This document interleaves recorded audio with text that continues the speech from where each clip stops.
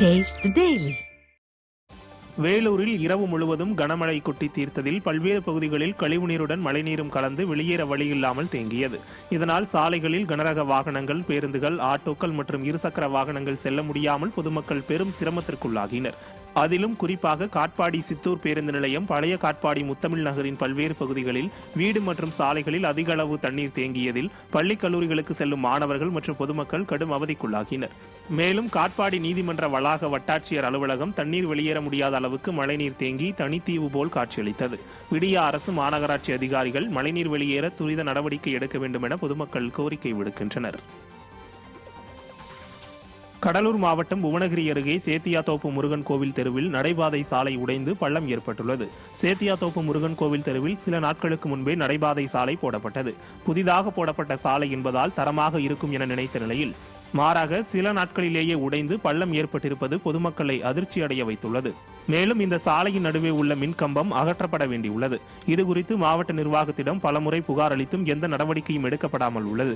இதனால் விடிய ஆட்சியில் விளம்பர நோக்குடன் பொதுநல சிந்தனை இல்லாமல் முறையை கழிக்கும் செயலாக சாலை பணிகள் மேற்கொள்ளப்படுவது வெட்ட வெளிச்சமாகியுள்ளது.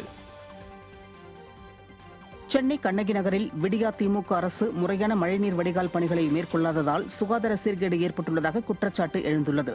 மழைநீர் தேங்குவதோடு கழிவுநீர் குழாய்களில் அடைப்பு ஏற்படுவதால் வீடுகளுக்குள் கழிவுநீர் புகுந்து துர்நாற்றம் வீசுவதோடு வீட்டில் படுக்கக்கூட முடியாத நிலை ஏற்படுவதாக அப்பகுதியைச் சேர்ந்த பெண் ஒருவர் வேதனை தெரிவித்துள்ளார். இதுகுறித்து அரசு அதிகாரிகளுக்கு பலமுறை புகார் அளித்த போதும் நீங்கள் குடிசை பகுதியினர், உங்களுக்கெல்லாம் செய்ய முடியாது, முக்கியமான இடங்களில் மட்டும்தான் செய்ய முடியும் என விடியா திமுக அரசின் அதிகாரிகள் அலட்சியமாக பதிலளிப்பதாக அப்பெண் குற்றம் சாட்டியுள்ளார். எந்த கொம்பனும் குறை கூற முடியாத ஆட்சி என மார்த்தட்டிக் கொள்ளும் விடியா திமுக அரசின் பொம்மை முதலமைச்சர் ஸ்டாலினுக்கு இவையெல்லாம் தெரியவில்லையா என கேள்வி எழுப்பியுள்ள அப்பெண், குடிசை பகுதியாக இருந்தால் என்ன, இங்கு வசிக்கும் நாங்களும் மக்கள்தானே என்று ஆதங்கம் தெரிவித்துள்ளார். கழிவறைகளில் நீர் அடைச்சிக்கிட்டு தண்ணி போகாததுனால கழிவறையை யூஸ் பண்றதுக்கு கூட மக்கள் ரொம்ப கவலைப்படுறாங்க. அதை பத்தி ஒரு கம்ப்ளைண்ட் நேற்று 1913க்கு கம்ப்ளைண்ட் பண்ணி அவங்க என்ன சொன்னாங்கன்னா, மெயினான ஏரியாவுக்கு மட்டும் தாம்மா பார்ப்போம், மெட்ரோ வாட்டர் கிட்ட நீங்க எங்களுக்கு கம்ப்ளைண்ட் பண்ணாலும் நாங்க ஸ்லம் ஏரியா, ஸ்லம் போர்டில் பார்க்க மாட்டோம் அப்படின்னு சொன்னாங்க. ஏன் நாங்களும் அதுதான் கேட்குறோம், ஸ்லம் ஏரியாவில் இருக்கிற நாங்களும் மக்கள் தானே, எங்களுக்கும் அந்த ப்ராப்ளம் எல்லாமே இருக்கும்ல, அந்த பிரச்சனையை கொஞ்சம் சரி பண்ணிட்டாங்க. ராமநாதபுரத்தில் வழக்கமாக நிற்கும் நிறுத்தத்தில் நிற்காமல் சென்ற விடியா திமுக அரசு பேருந்து ஓட்டுநரின் செயல் மக்களிடையே கடும் அதிருப்தியை ஏற்படுத்தியுள்ளது. திருவாடானை பேருந்து நிலையத்தில் இருந்து தொண்டி நோக்கி சென்ற அரசு பேருந்து 4 ரோடு சந்திப்பு சாலையில் உள்ள நிறுத்தத்தில் நிற்காமல் சென்றுள்ளது. இதனால் பேருந்துக்காக நீண்ட நேரம் காத்திருந்த மக்கள் கடும் சிரமம் அடைந்தனர். அப்போது அவ்வழியாக இருசக்கர வாகனத்தில் வந்தவர் பேருந்தை துரத்தி சென்று ஏன் பேருந்தை நிறுத்தவில்லை என கேள்வி எழுப்பியதற்கு பதிலளிக்காத ஓட்டுநர் கேள்வி எழுப்பியவரை மிரட்டும் தொனியில் செல்போனில் புகைப்படம் எடுத்துச் சென்றுள்ளார். விடியா திமுக ஆட்சியில் அரசு பேருந்து ஓட்டுநர்கள், நடத்துனர்கள் பயணிகளை சற்றும் மதிப்பதில்லை என மக்கள் குற்றம் சாட்டியுள்ளனர். மதுரை மாவட்டம் சோழவந்தான் பகுதி அருகே வீட்டிற்குள் மழைநீர் புகுந்ததால் பொதுமக்கள் பெரிதும் அவதியுற்றனர். சோழவந்தான் பகுதியில் 3 மணி நேரத்திற்கும் மேலாக பெய்த கனமழையால் மருதார் நகர் வீடுகளுக்குள் கழிவுநீருடன் கலந்த மழைநீர் புகுந்தது.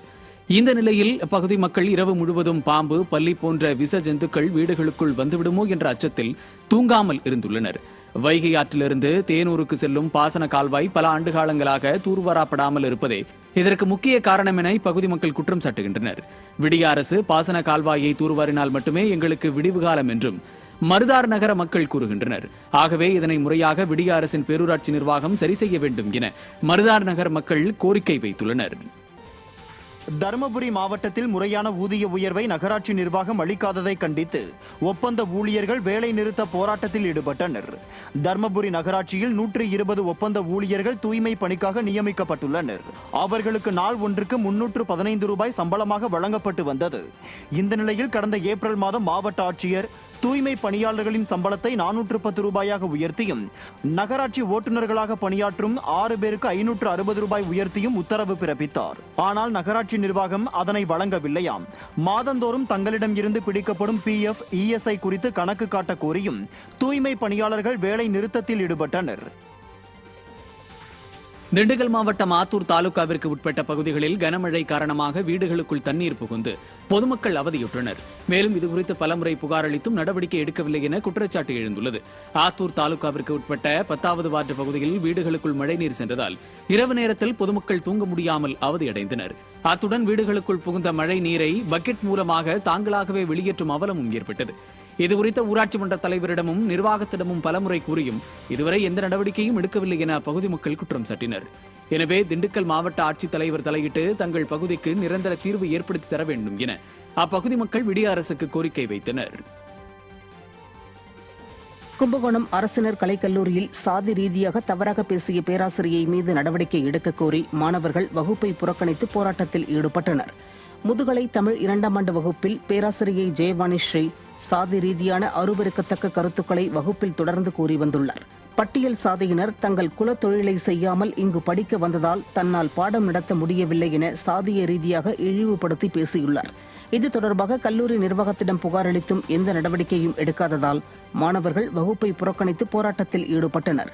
சமூக நீதி என மேடைக்கு மேடை புழுகு மூட்டைகளை அவிழ்த்துவிடும் விடியா திமுகவின் ஆட்சியில் இதுபோன்ற சம்பவங்கள் மாணவ சமுதாயத்தினரிடையே கொந்தளிப்பை ஏற்படுத்தியுள்ளது.